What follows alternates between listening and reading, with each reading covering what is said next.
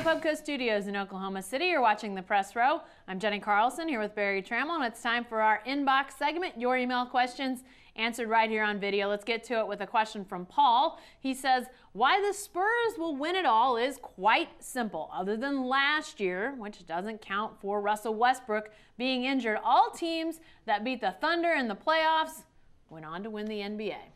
He's right about that. 2010 Lakers, 2011 Mavs, 2012 Heat, and now it's looking like perhaps the 2014 Spurs. So the Thunder has run into the eventual champion in every year except last season. So in some ways, that's an indictment of the Thunder. Hey, if you win that series, maybe you're the champ because they were competitive in all of them. But on the other hand, it also shows that it's very tough. The road to an NBA championship is very difficult. Just winning a series is tough, and the Thunder has gotten to near the peak, just hadn't got over the hump. Yeah, definitely so. And yeah, I mean, I think obviously Thunder fans are disappointed, and maybe this is a little chance to have some salve for not getting to the finals, not being still playing right now.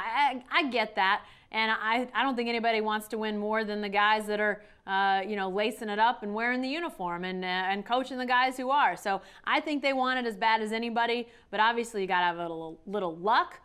You got to have good fortune with injuries. When you think about it, everybody talks about Serge Ibaka coming back. But what if he'd been available for every game in the San Antonio series? What if Oklahoma City could have gone to San Antonio and stolen one of those first two games? That series might have taken on a whole new tenor. So yes, they got good luck in getting him back, but the bad luck was you didn't have him the whole time, and I think ultimately that probably hurt the Thunder, so you got to have the good luck as well to win it all. All right, back to the inbox for Bob's question. He says, has the NBA had a player coach? Any chance Derek Fisher would be a player coach? I know probably not, and he's obviously gone and joined the Knicks, but it looked like he could play another year. It's an interesting possibility. It is, and I tell you, the NBA actually used to have player coaches all the time, head coaches who were also playing. Bill Russell did it with the '69 Celtics en route to the NBA championship. Lenny Wilkins was a player coach in the '70s. So it's been done in the past. I don't see how a guy could do it these days.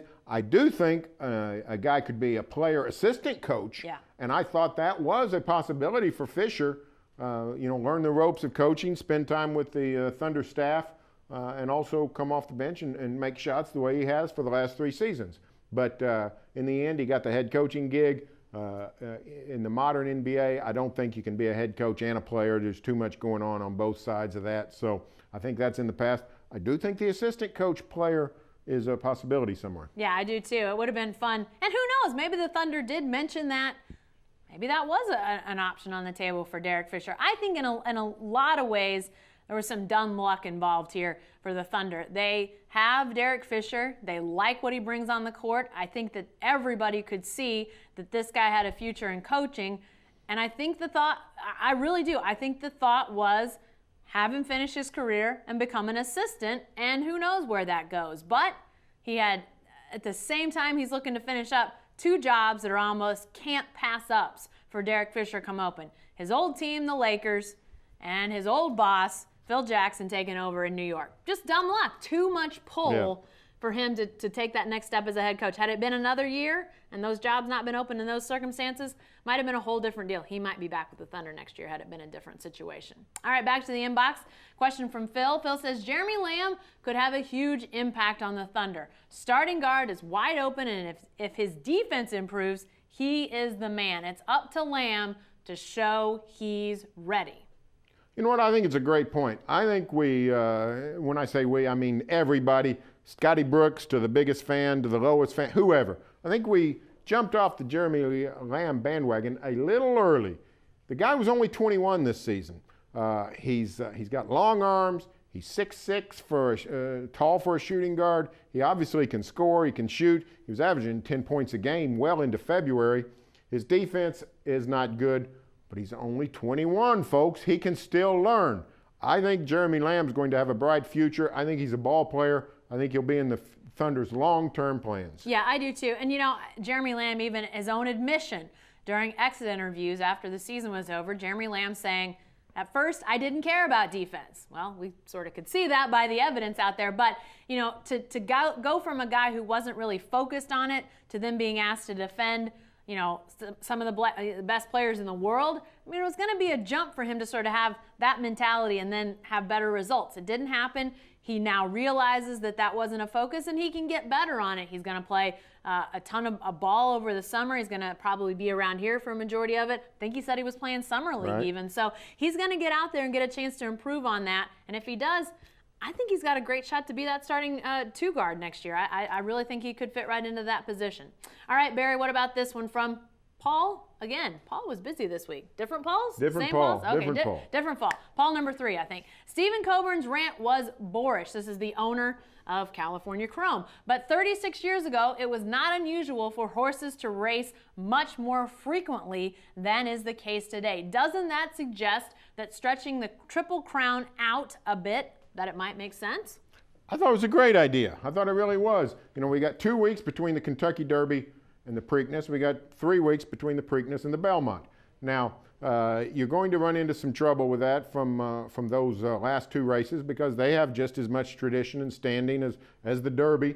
They're not going to want to move their dates. But if the Preakness moved back 1 week, say to the 4th week of May, the Belmont moves back a week or 2 into the middle to late part of June. Then all of a sudden you've stretched this series out over 7 weeks instead of 5 weeks. You give more rest to these horses. I think it's a wonderful idea. Yeah, and I think as much as anything, what was said after California Chrome lost, not necessarily bad points, but just ill-timed. This guy just lost the Triple Crown, and it's sour grapes all over the place. So could horse racing do itself a favor by doing some things different? Absolutely. I listened to something the other day that talked about just how trainers don't work the horses as hard as they used to because they don't want to stress them. They don't want to push them as hard, and so they're not as able to have that stamina, whether it's race to race or within races. And I think we saw that, especially when you're talking about running against horses that hadn't run these major events like California Chrome had. So could horse racing do itself a favor? And the build-up, another week of build-up for races, that couldn't be bad for a sport that needs it. I think there could be some changes that would benefit the sport and don't have anything to do with an owner having some sour grapes. Hey, be sure to stay with the best coverage team anywhere at newsok.com and every day in the Oklahoma.